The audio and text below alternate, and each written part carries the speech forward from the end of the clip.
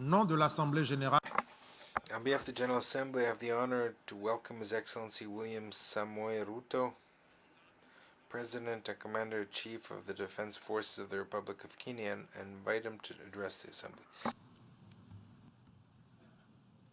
Mr. President of this 77th session of the UN General Assembly, Your Excellency Saba Korosi, Secretary General of the United Nations, Your Excellency Antonio Guterres, Excellencies, distinguished delegates, I am grateful for the immense privilege to join Your Excellencies in this distinguished assembly, a privilege made possible by peaceful, democratic transition following free and fair elections in Kenya on the 9th of August, 2022.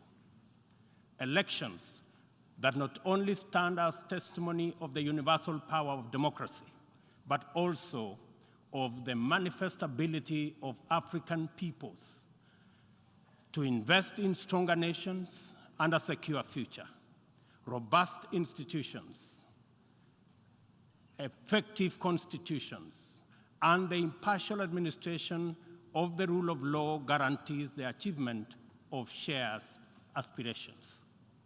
This 77th session of the UN General Assembly comes at a unique moment when the entire world is struggling with multiple grave challenges that include regional conflicts, the COVID-19 pandemic, the triple planetary crisis, food insecurity, and the rising cost of living.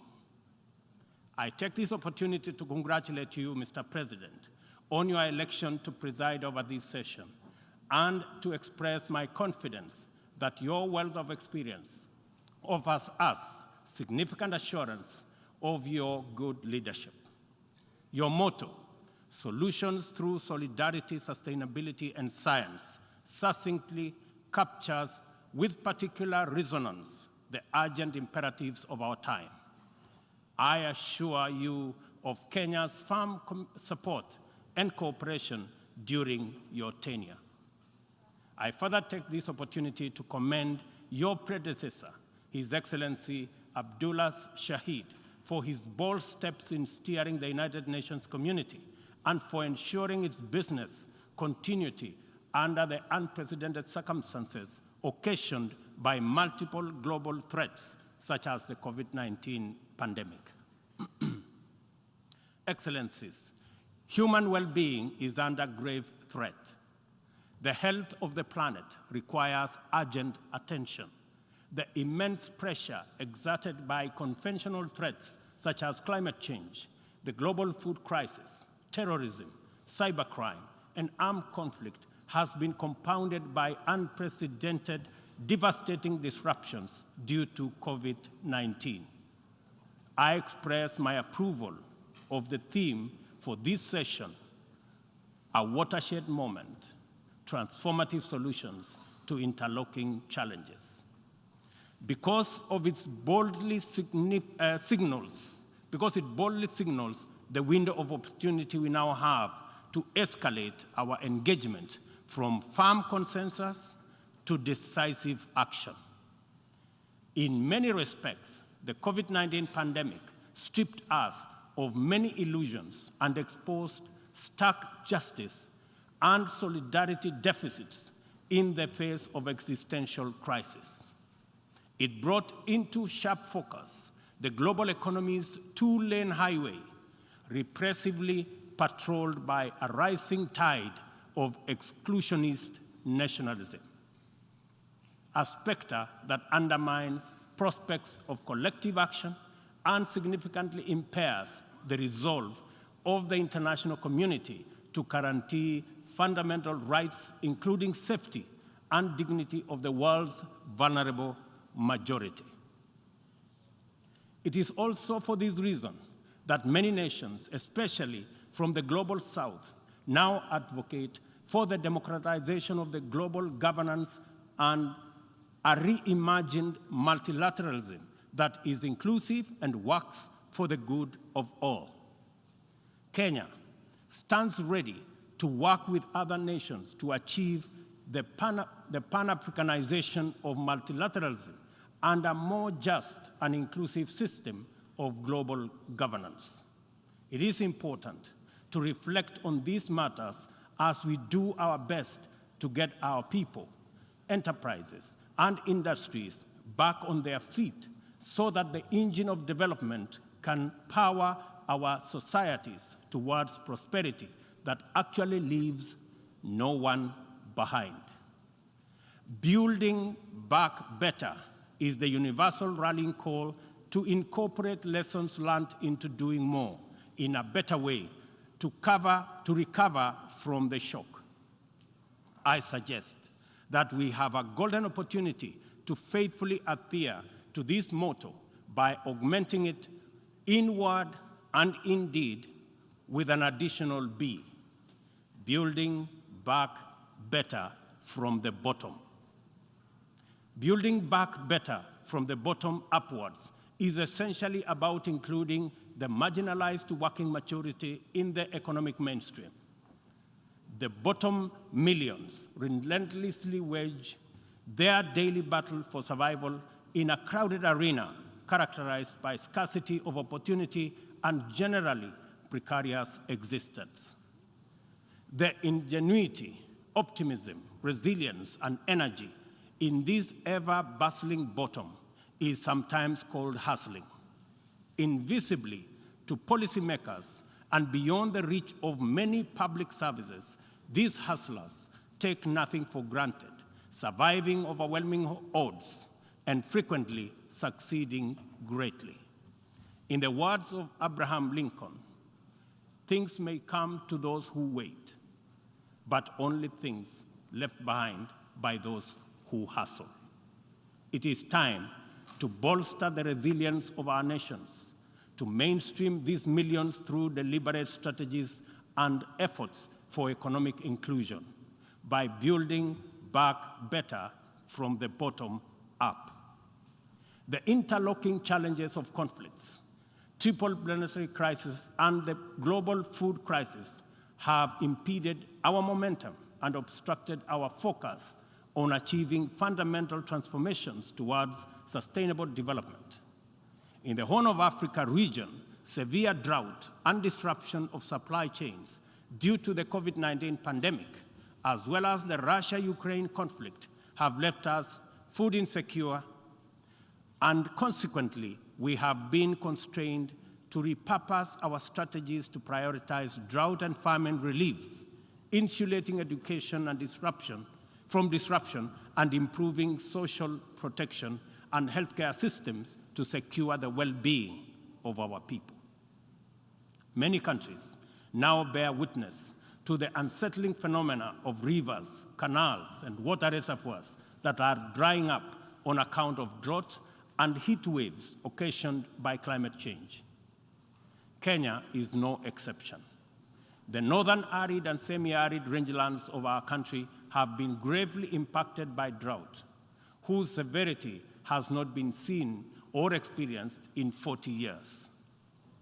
3.1 million residents of these atolls are now severely food insecure on account of scarce rainfall over 3 consecutive seasons, leading to poor crop and pasture.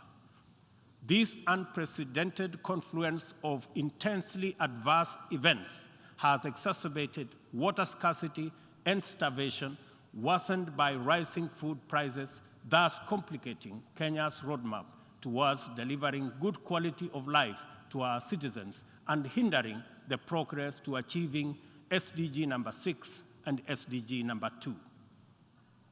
Severe drought has affected not only the Horn of Africa and the Sahel regions, but continues to devastate many others, including Asia, Europe, and the Americas.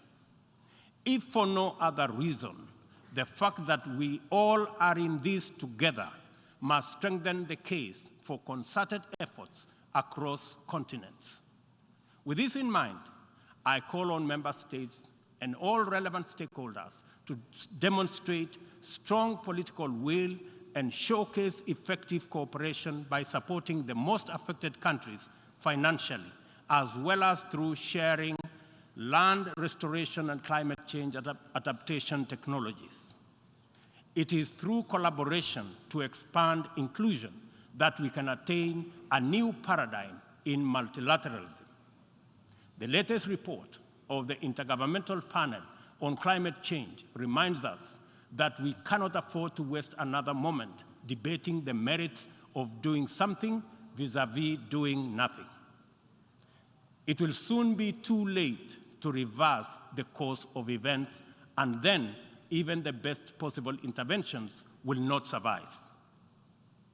As leaders, every day is an opportunity to expedite our efforts to confront the triple planetary crisis.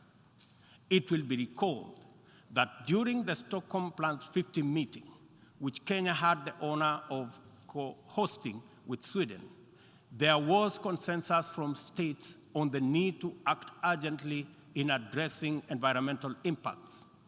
Given this agreement, it is deeply concerning that little progress has been made in respect of the needful actions. It is time to collectively contemplate urgent measures needed to implement high-priority actions required to contain ongoing disruptions as we deliberate on long-term implementation approaches to be undertaken. I fully agree with the Secretary General's memorable statement that, and I quote, "We have a rendezvous with a climate disaster," end of quote. I add that we must not be taken by surprise. If indeed forewarned is forearmed, this is our opportunity to mobilize with tremendous urgency and take action at once. Excellencies, the agricultural sector has an important part to play in reducing the severity of climate change.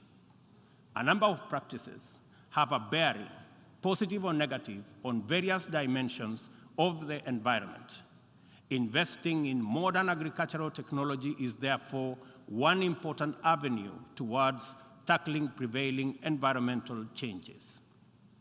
Kenya is responding through substantial investment in climate-resilient agriculture. At the core of our 10-year strategy for agricultural sector growth and transformation are 9 flagships.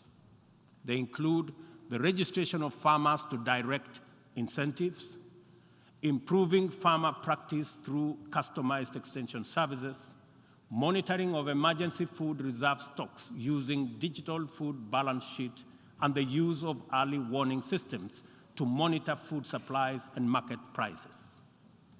Agriculture remains the bedrock of the development of many nations and will thus continue to hold the key to the creation of equitable and sustainable growth for our people.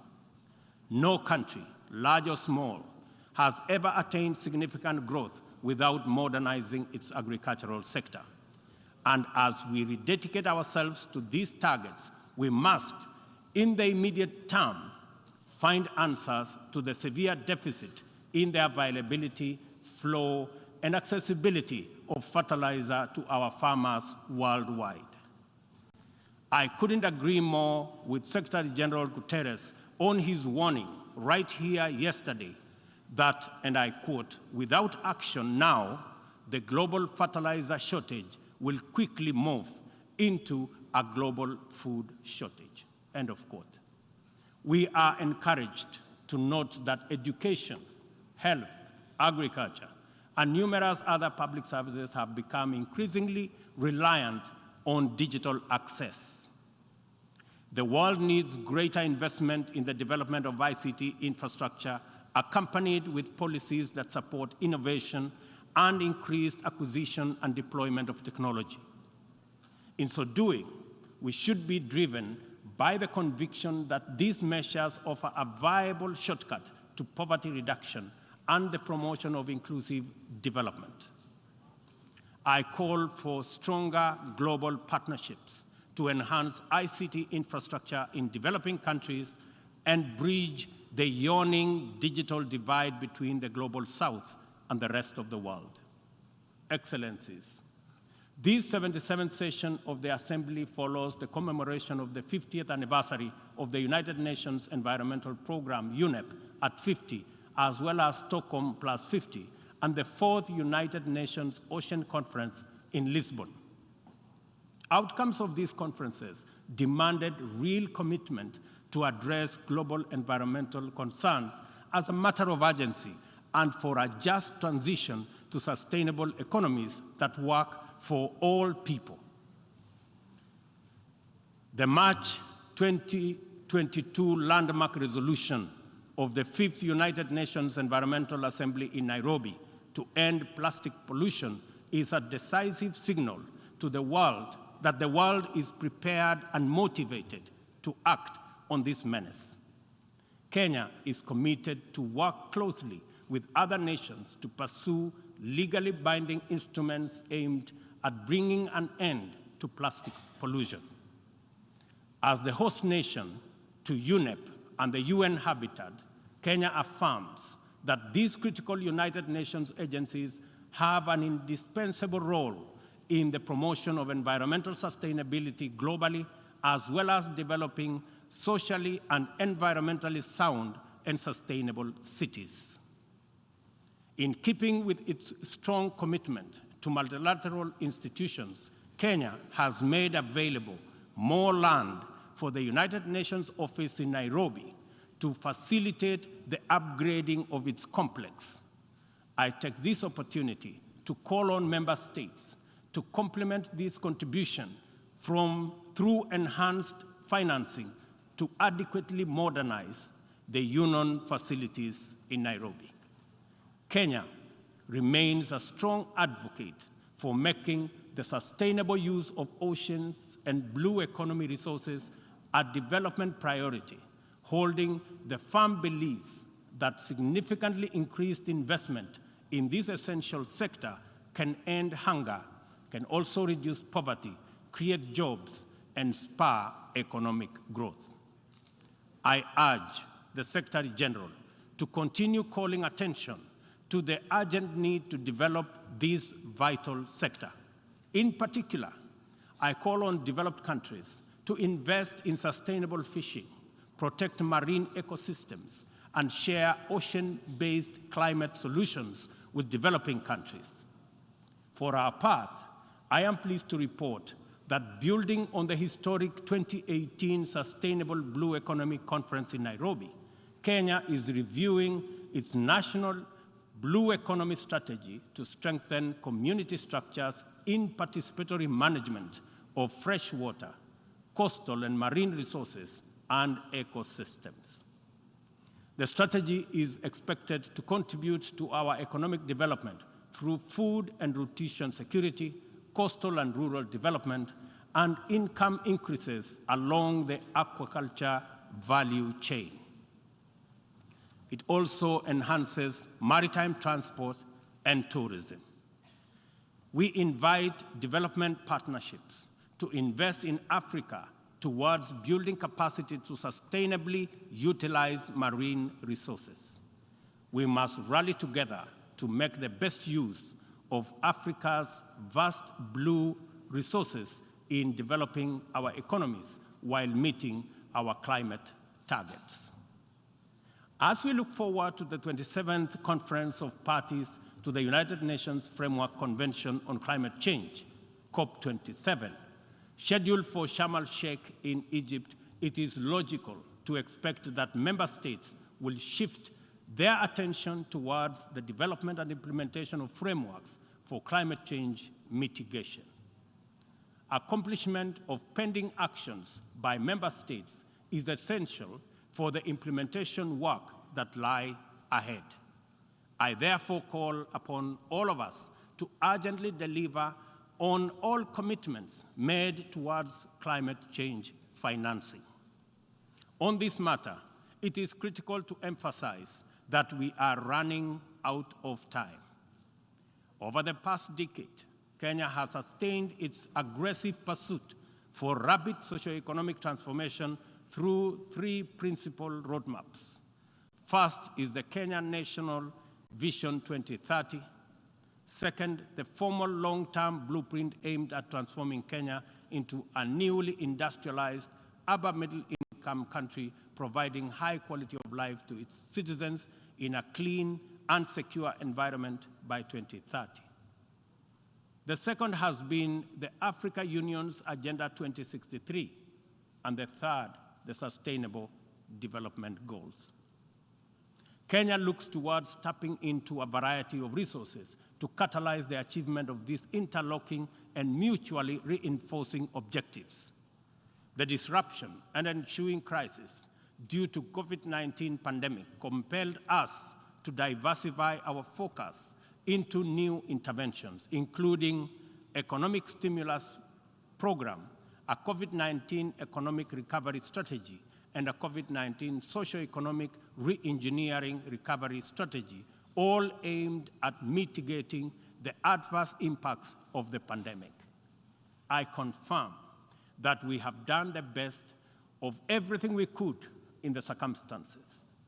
Nevertheless, it is not enough. Kenya and the rest of Africa, like other developing nations, are in need of greater international partnership and cooperation to avert economic crisis in the wake of the pandemic. Developing countries, being heavily burdened by external debt servicing, run the risk of losing development gains due to the shocks inflicted by the pandemic and associated disruptions. I call upon global financial institutions and the international community to take urgent measures and release all existing financial instruments to provide much-needed additional liquidity and secure better fiscal space for developing countries like Kenya to enhance social investment, support climate change adaptation and mitigation, and address security needs and resolve development financing challenges.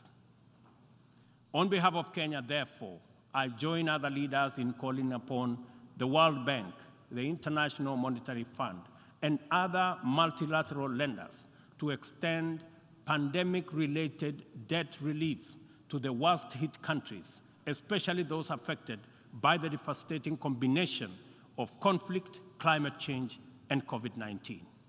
Furthermore, I urge the G20 to extend and expand the scope of the common framework to suspend or reschedule debt repayments by middle-income countries during the pandemic recovery period. At this point, I would like this distinguished assembly to take a moment and consider the peace and security landscape, a landscape currently beset with multiple challenges, yet abounding with considerable opportunities. Our home region of East and Horn of Africa is in particular burdened by significant conflicts and challenges with implications for the region's development. We stand on the cusp of first opportunity for galvanizing confidence-building measures to generate and sustain momentum towards sustainable peace. In its role as an anchor state in the region, Kenya has sustained our investment in diplomatic efforts to find lasting peace in multiple situations within and beyond the region. Although some processes have yielded undeniable success, challenges remain. I therefore strongly reiterate our call for partnership towards confidence-building measures and urge more concerted efforts towards sustainable peace and stability. Kenya is currently serving in the United Nations Security Council. I am proud to confirm that our engagement over the last 2 years has prioritized regional peace and security, countering terrorism and violent extremism, peace support operations, climate and security as critical contributions to the collective efforts to build a safer, more prosperous, and peaceful world. I am also proud to state that Kenya has continued to champion closer cooperation between regional mechanisms and the Security Council as an effective means to achieving international peace. and security. Kenya continues to advocate the renewal of the Africa Union security architecture, which draws comparative strength from the highly productive complementarity between the United Nations, the Africa Union, and the regional economic communities. Working closely with the two elected African countries of the A3 in the UN Security Council, we are committed to finding a stronger Africa voice in the Council and achieving a consensus-driven, rules-based multilateral system.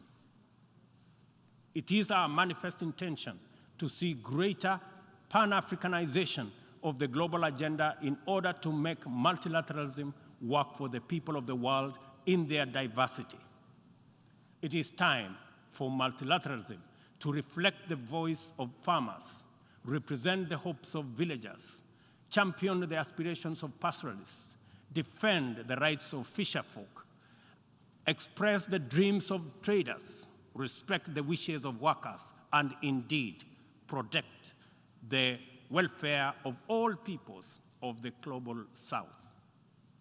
Let me express the strong collective conviction of my country that the relevance, legitimacy, and moral authority of the United Nations will forever remain deficient, undermined by the absence of comprehensive reforms of the United Nations Security Council.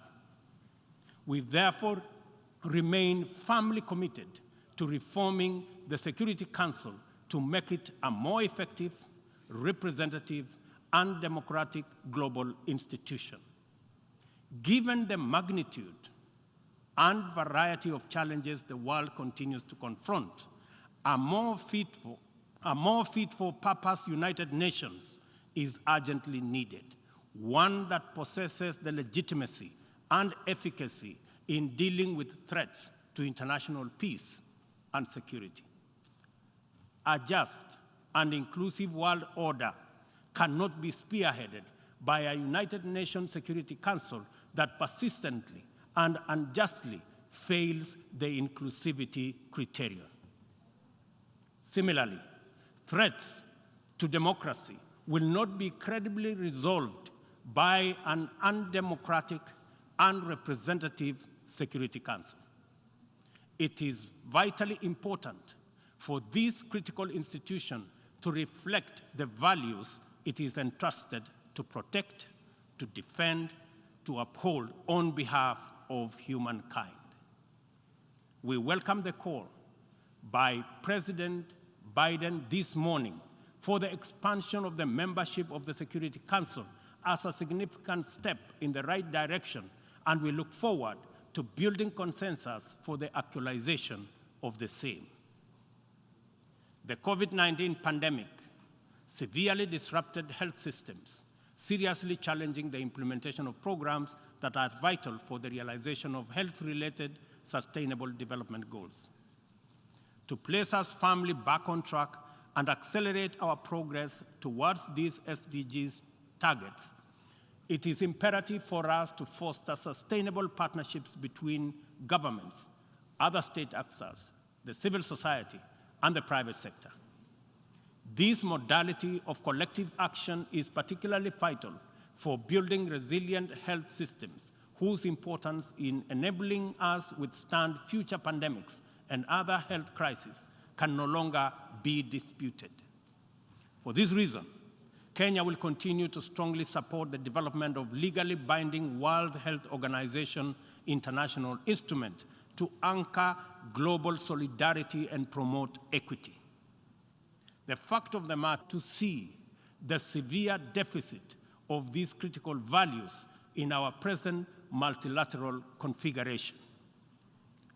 Global supply chains remained impervious to demands in the global South generally, and Africa in particular.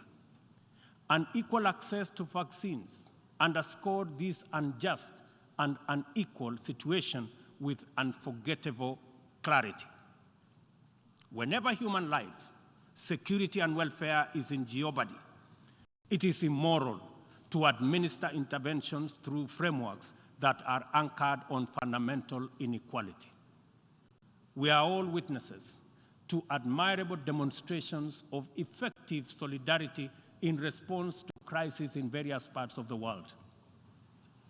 Our knowledge of the possibility of spontaneous yet resolute global solidarity reinforces the African exception as particularly repugnant.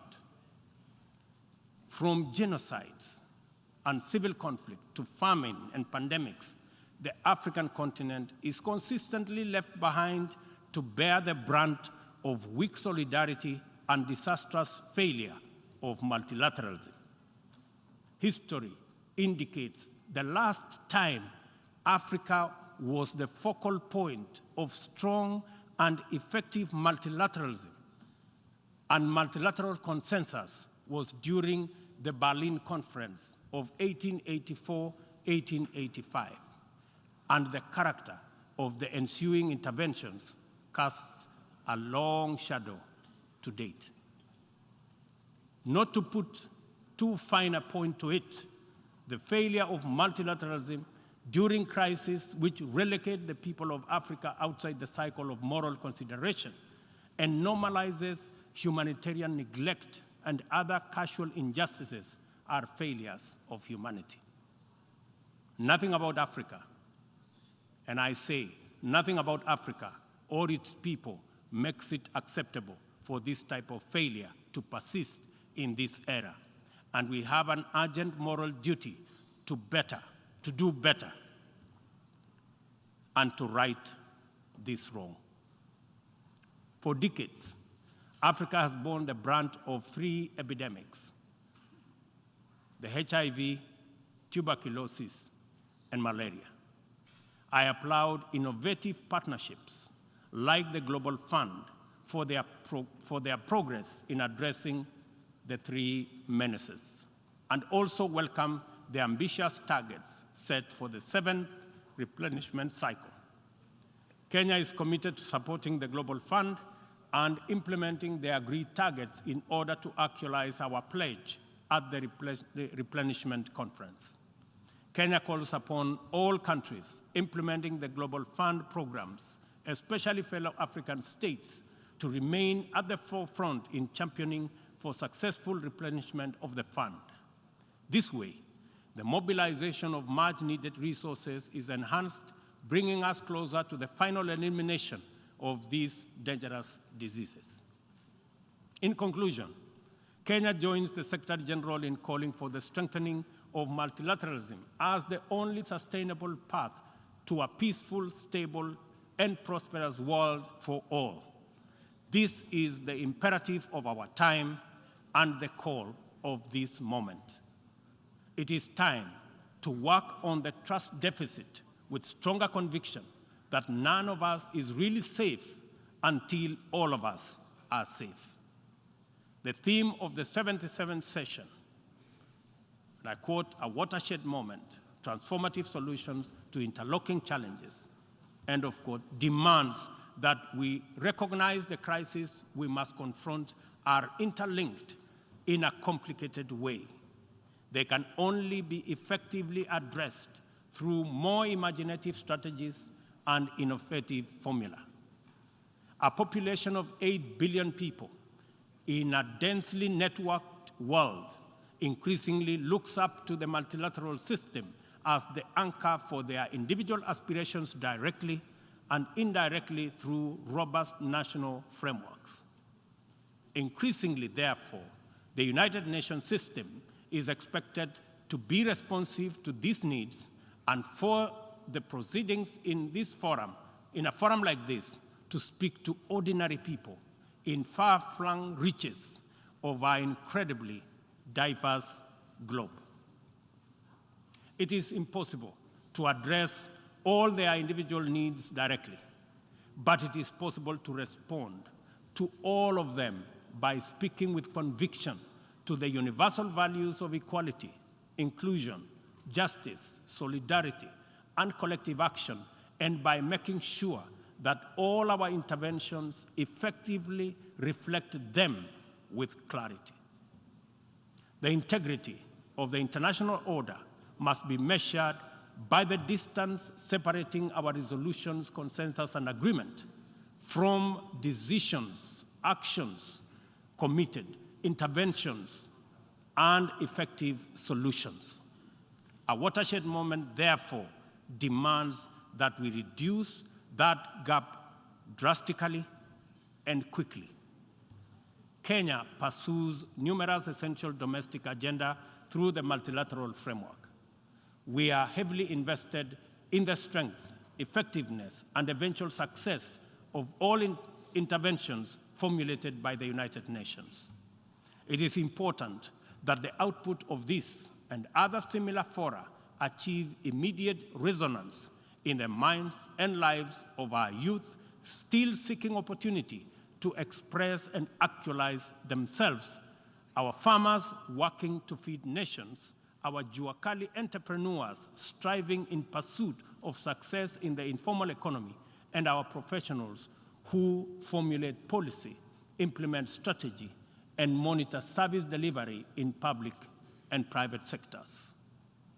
Africa places immense value in the international community and the tremendous possibilities it can unlock through inclusive, sustainable, and effective action to transform the lives of our people and establish lasting peace, security, and shared prosperity. This watershed moment is our chance to turn the key and open this door of opportunity. We can make progress in addressing the triple global threats and liberate ourselves from the shame of past failures of multilateralism.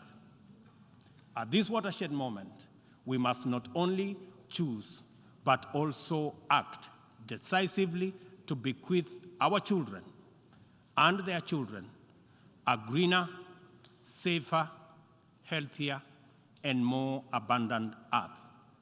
Let us do it together, inclusively, multilaterally.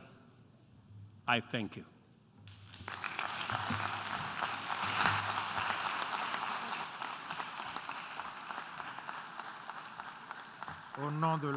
On behalf